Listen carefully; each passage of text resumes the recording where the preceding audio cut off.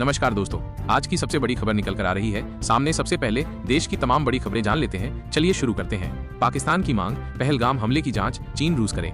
जम्मू कश्मीर के पहलगाम में हुए आतंकी हमले के बाद पाकिस्तान ने एक चौंकाने वाली मांग रखी है। पाकिस्तान के रक्षा मंत्री ख्वाजा आसिफ ने एक इंटरव्यू में कहा कि इस हमले की निष्पक्ष जांच के लिए चीन और रूस जैसी अंतर्राष्ट्रीय शक्तियों को शामिल किया जाना चाहिए। उनका कहना है कि अंतर्राष्ट्रीय टीम तय करे कि भारत के प्रधानमंत्री नरेंद्र मोदी जो आरोप लगा रहे हैं वे सच हैं या झूठ। पाकिस्तान ने इस मांग के जरिए भारत पर हमला बोलने की कोशिश की है, जबकि भारत ने इस बयान को सिरे से खारिज करते हुए कड़ी प्रतिक्रिया दी है। भारत ने पाकिस्तान को आतंकवाद को बढ़ावा देने का जिम्मेदार बताया है और साफ कहा है कि आतंकवाद के खिलाफ कार्रवाई में किसी तीसरे देश की भूमिका स्वीकार नहीं की जाएगी। इस घटनाक्रम के चलते दोनों देशों के बीच तनाव और भी बढ़ गया है। भारतीय विदेश मंत्रालय ने कहा कि पाकिस्तान की मांग सिर्फ दुनिया का ध्यान भटकाने की कोशिश है। भारत ने सिंधु जल संधि निलंबित की।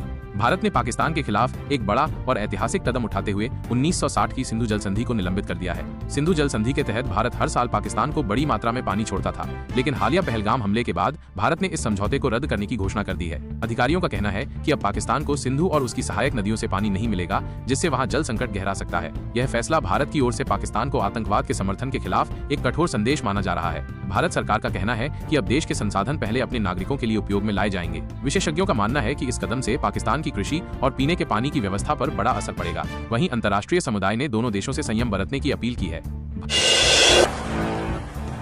भारतीय वायुसेना का आक्रमण अभ्यास जारी। पाकिस्तान के साथ बढ़ते तनाव के बीच भारतीय वायुसेना ने आक्रमण नामक विशाल सैन्य अभ्यास शुरू कर दिया है। इस अभ्यास में राफेल, सुखोई 30 MKI, MiG-29 और तेजस जैसे उन्नत लड़ाकू विमान शामिल हो रहे हैं। अभ्यास का उद्देश्य सीमाओं पर भारत की सैन्य तैयारियों को और मजबूत करना है। वायुसेना के मुताबिक इस ड्रिल के दौरान हवाई हमले, रात में मिशन संचालन और रियल टाइम वॉर सिचुएशन को दोहराया जा रहा है। सूत्रों का कहना है कि इस अभ्यास में देश भर के एयरबेस को हाई अलर्ट पर रखा गया है। आक्रमण ड्रिल ये सुनिश्चित करने के लिए की जा रही है कि अगर किसी भी तरह की आपात स्थिति उत्पन्न हो तो भारतीय वायुसेना तुरंत और प्रभावी प्रतिक्रिया दे सके। रक्षा विशेषज्ञ इसे भारत की आक्रामक रक्षा नीति का हिस्सा मान रहे हैं, खासकर मौजूदा समय में जब क्षेत्रीय तनाव चरम पर है।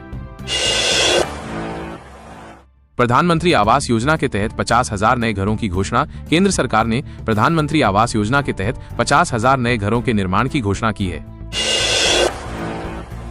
सोने चांदी के भाव में गिरावट। आज 24 कैरेट सोने का भाव 99,500 रुपए प्रति 10 ग्राम और चांदी का भाव 99,900 रुपए प्रति किलोग्राम रहा। निवेशकों के लिए ये खरीदारी का अच्छा मौका है।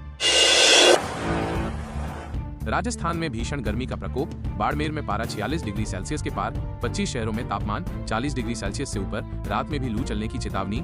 जयपुर। राजस्थान में गर्मी ने एक बार फिर रफ्तार पकड़ ली है। रविवार को जैसलमेर, बाड़मेर, बीकानेर और चूरू समेत कई जिलों में तापमान 2 डिग्री सेल्सियस तक उछल गया। हालात इतने गंभीर हैं कि प्रदेश के 25 शहरों में अधिकतम तापमान 40 डिग्री सेल्सियस या उससे ज्यादा दर्ज हुआ। पश्चिमी राजस्थान में दिन के समय लू का असर साफ दिखा। मौसम विभाग ने चेतावनी दी है कि सोमवार से प्रदेश में दिन के साथ साथ रातों में भी लू चलने की आशंका है। कई शहरों में न्यूनतम तापमान 30 डिग्री सेल्सियस या उससे अधिक तक पहुंच सकता है। ऐसे में दिन के बाद रातें भी गर्म और बेचैन करने वाली होंगी। ऑरेंज अलर्ट जारी। मौसम केंद्र जयपुर ने तेज गर्मी को देखते हुए 29 अप्रैल जैसलमेर में ऑरेंज अलर्ट, 29-30 अप्रैल जैसलमेर, जोधपुर, बाड़मेर और बीकानेर में दिन और रात दोनों के लिए तेज गर्मी का ऑरेंज अलर्ट जारी किया है। 2 मई से मिलेगी राहत। राज्यवासियों को इस भीषण गर्मी से कुछ राहत मिलने की उम्मीद है। 2 मई से पश्चिमी विक्षोभ वेस्टर्न डिस्टर्बेंस के असर से मौसम बदलेगा। 2 से 6 मई के बीच राजस्थान में तेज आंधी, बारिश और ओलावृष्टि का दौर चल सकता है। 4 से 6 मई के बीच प्रदेश के ज्यादातर इलाकों में बारिश होने की संभावना है, जिससे तापमान सामान्य या उससे थोड़ा नीचे आ सकता है। आज के लिए इतना ही। तब तक के लिए जय हिंद, जय भारत।